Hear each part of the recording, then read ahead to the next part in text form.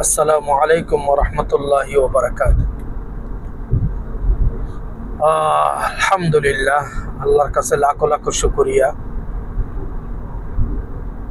যে যেখান থেকে দেখছেন সবাইকে জানাই সালাম।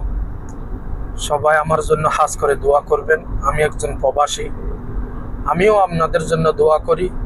আল্লাহ পাক যেন সবাইকে সুস্থ রাখে এবং সহি সালামতে রাখে, সমস্ত বিপদ আপদ থেকে হেফাজত করে, আসমানি বলা জমিনে বলার থেকে হেফাজত করে, মানুষের চুরি ডাহাতি রাহাজানি সন্ত্রাসী গীবত শিকায়ত থেকে হেফাজত করে।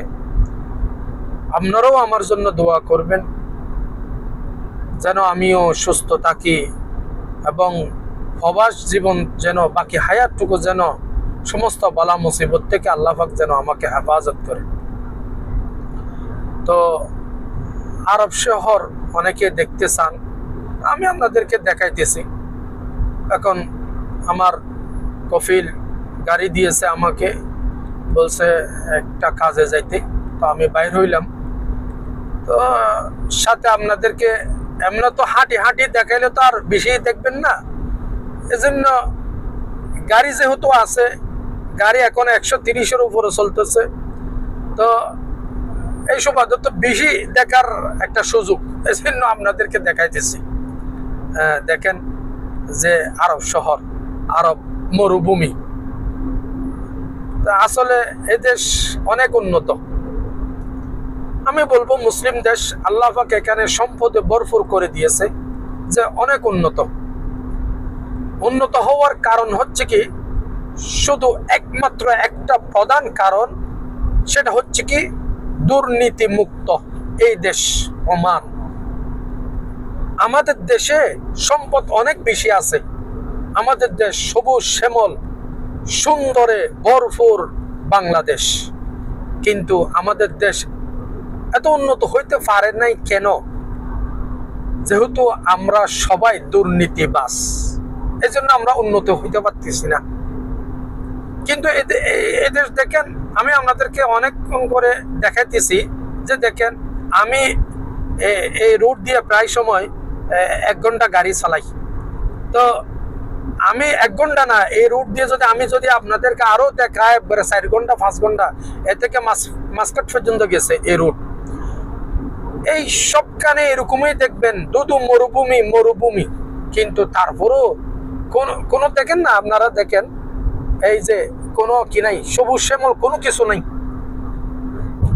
শুধু মরুভূমি। যেদিকে তাকাই এদিকে মরুভূমি, গাড়ির এই পাশে দেখেন মরুভূমি, ও পাশে দেখেন মরুভূমি। তো তারপরেও আলহামদুলিল্লাহ এই দেশ অনেক উন্নত। কেন?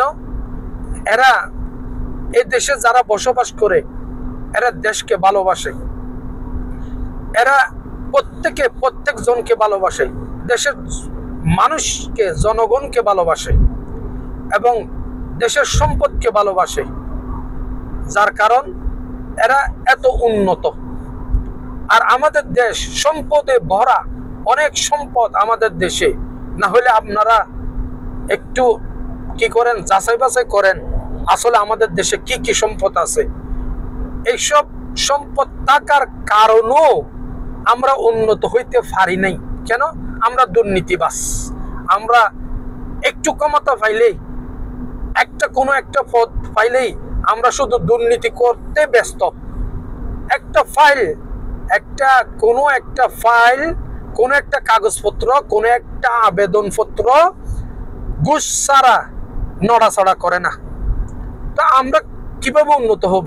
আমরা তো উন্নত হইব তো দূরের কথা, উন্নতির কোনো স্বপ্নই আমরা দেখব না। শুধু যেমন আমরা দুর্নীতিবাজ, এরকম গালবাজ করতে পারবো, কিন্তু উন্নত হইতে পারবো না যতদিন পর্যন্ত আমরা নিজেরাই নিজেকে চেঞ্জ করি নাই। তো দেখেন এই যে দেশ, মরুভূমির দেশ, কত উন্নত। আজকে আমরা আমাদের দেশ ছেড়ে এই দেশে আসতে হয়েছে উপার্জনের জন্য। তো আমি আসলে অনেক ভালোবাসি, এটা মুসলিম রাষ্ট্র ওমান, আমি অনেক ভালোবাসি ওমানকে। I love Oman. তো আসলেই যে মরহুম সুলতান কাবুস দুনিয়ার থেকে চলে গিয়েছেন,